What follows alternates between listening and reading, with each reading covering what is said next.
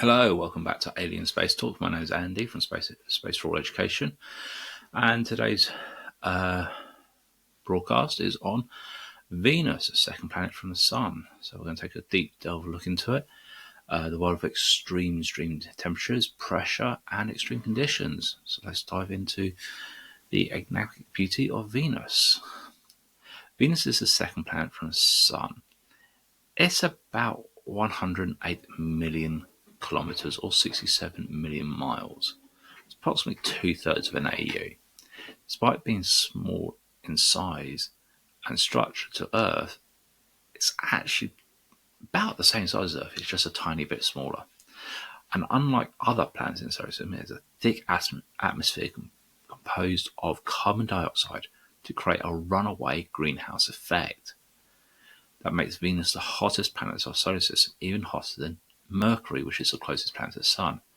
The surface temperatures on Venus reach an astonishing 465 degrees Celsius or 900 degrees Fahrenheit. It's enough to melt lead, one of the toughest materials on Earth. And when it says it's a runaway greenhouse effect, on Earth we're suffering the greenhouse effects now. Our polar ice caps are melting. And if it keeps melting, we're going to get flooded. But what happens if we keep going and we keep making it worse?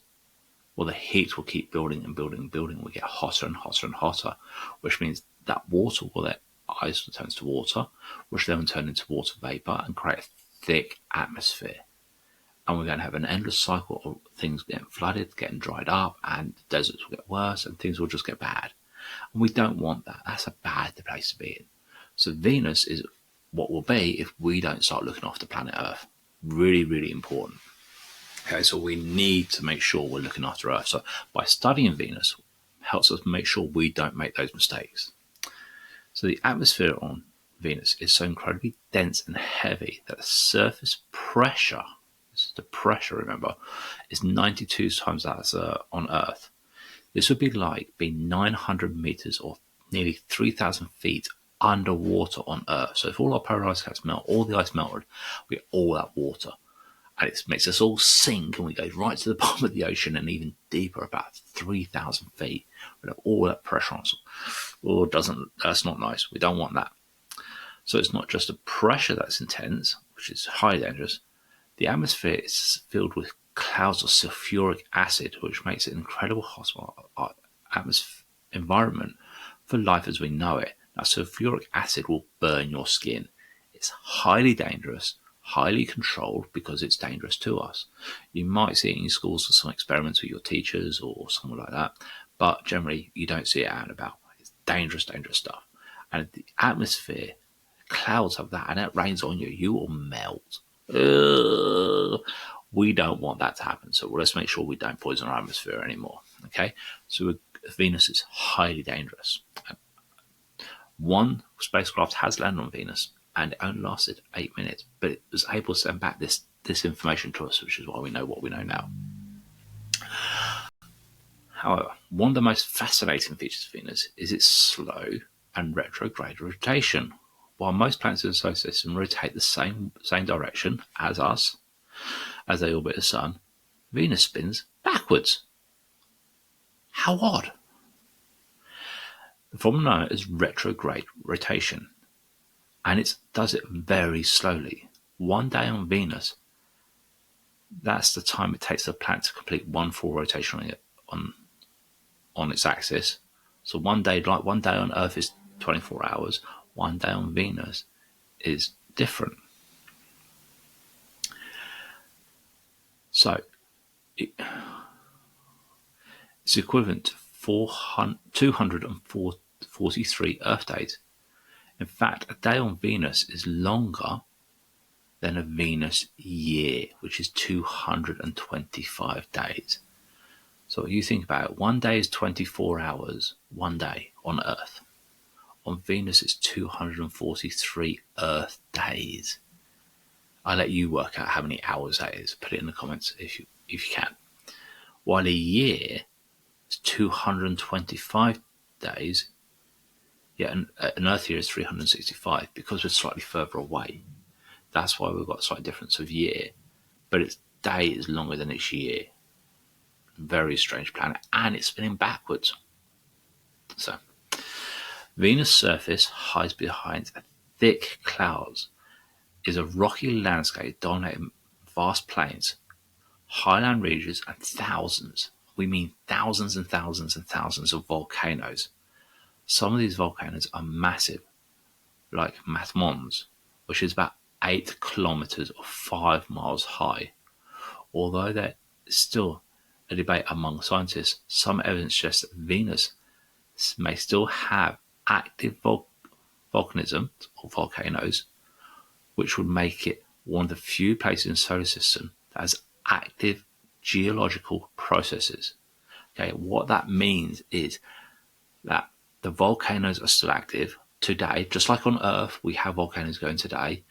Venus still has active volcanoes, but if it has active volcanoes, that means it also has active earthquakes. So it's going to have one and the other. They work in conjunction with each other.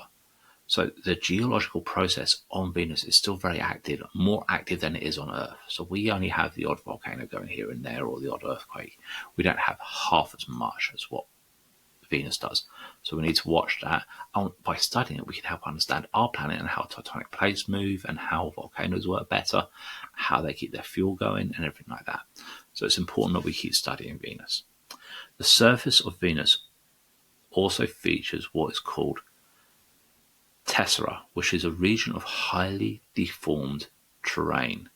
These areas are believed to be some of the oldest on the planet, offering a window into Venus's geological history.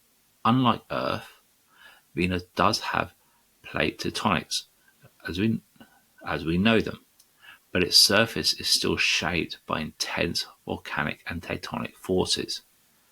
So even though there's old structures, old things on there, these tectonic plates must be moving incredibly slowly.